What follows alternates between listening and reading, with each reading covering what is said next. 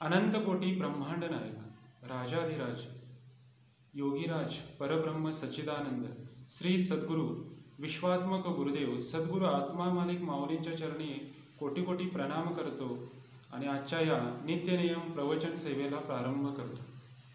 श्रीराम 24 जुलै सद्गुरूला शरण जावे। प्रत्येकजण पोटाला खायला मिळावे म्हणून खटपट करीत असतो, परंतु आपल्या इच्छेप्रमाणे आपल्याला मिळते का?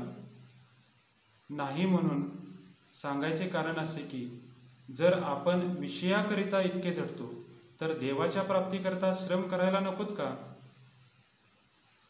संत सांगतात तो मार्ग चोखाळून पाहावा। एकदा ठाम विचार करून आपण ज्याला गुरु कल्पिला तो सांगेल तेच साधन मानावे। गुरु देहातच असावा हे मानणे चूक आहे। गुरु हे देहात कधीच नसतात। गुरु प्रत्यक्ष देवच आहे अशी भावना ठेवून वागले पाहिजे। अशी भावना ठेवून वागले म्हणजे गुरु कसाही असला तरी तिथे प्रत्यक्ष देवाला येणे भाग पडते। गुरु सांगेल तसे आपण नेहमी साधन करीत राहावे। तसे साधन करीत राहिले म्हणजे आपल्याला देवाची प्राप्ती होते। गुरु नामाशिवाय दुसरे काय सांगणार? त्यातच आपण सदा राहावे। जो खरा साधनात राहतो त्याला ह्या सर्व गोष्टी आपोआपच साधत असतात। म्हणून आपण गुरुला अनन्य शरण जाऊन तोच सर्व करतो आहे हे मानून जे होईल त्यात आनंद मानित जावे। भगवंताबद्दल जिज्ञासा उत्पन्न होणे ही खरी भाग्याची गोष्ट आहे।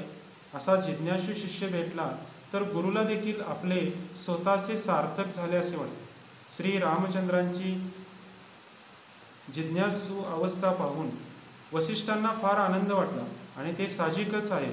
संतांनी एकच देव, एकच साधन आणि एकच गुरु मानला। त्याचप्रमाणे आपण एका नामात राहण्याचा प्रयत्न करावा। मुलगा हसत खेळत असताना बाप त्याला घेतो, रडू लागला की खाली ठेवतो। याच्या उलट मुलगा रडत असला तर आई त्याला घेते। हाच देवामध्ये आणि संतांमध्ये फरक आहे।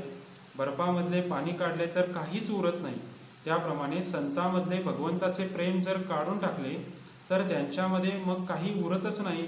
साधन करण्याचे कष्ट न होता वस्तू साध्य करून घेण्याचा मार्ग म्हणजे सत्संगती हा होय।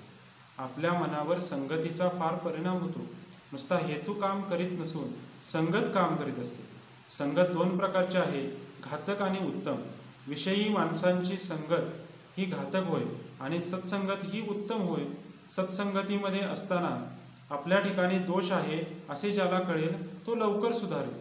आपण ज्या सत्पुरुषाकडे जातो त्याने सांगितलेले मनापासून आचरणामध्ये आणण्याचा प्रयत्न केला तरच त्याच्याशी खरी संगत केली असे म्हणावे।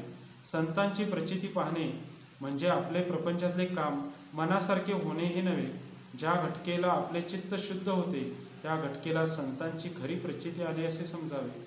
संतांना ओळखण्यासाठी अनुसंधानाशिवाय दुसरे साधन नाही। अनंत कोटी ब्रह्मांड नायक राजाधिराज योगीराज परब्रह्म सच्चिदानंद श्री सद्गुरु विश्वात्मक गुरुदेव की जय। श्रीराम।